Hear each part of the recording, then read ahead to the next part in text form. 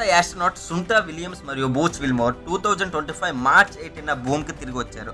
అసలు విషయం ఏంటంటే వాళ్ళు ఐఎస్ఎస్ ఇంటర్నేషనల్ స్పేస్ స్టేషన్లో 286 డేస్ అంటే సుమారు 9 మంత్స్ గడిపారు. కానీ మొదట వారి మిషన్ కేవలం 1 వీక్ మాత్రమే స్పేస్లో ఉండవలసిందే. కానీ బోయింగ్ స్టార్లైన్ స్పేస్ క్రాఫ్ట్లో కొన్ని టెక్నికల్స్ ప్రాబ్లమ్స్ వల్ల ఇన్ని రోజులు స్పేస్లో ఉండాల్సి వచ్చింది. కొన్ని డేస్ నెక్స్ట్ వాళ్ళు space X dragon space craft ద్వారా భూమికి చేరుకున్నారు. ఇది ఫ్లోరిడో తీరంలోని సముద్రంలో చాలా సక్సెస్ఫుల్గా ల్యాండింగ్ అయింది. స్పేస్లో ఇన్ని డేస్ ఉండడం వల్ల మానవ శరీరం బలహీనంగా మారుతుంది. కాబట్టి వీళ్ళకి ప్రత్యేకమైన ట్రీట్మెంట్స్ అందజేశారు. దీనికి కారణం స్పేస్లో ఉండే గ్రావిటీ ప్రభావం వల్ల.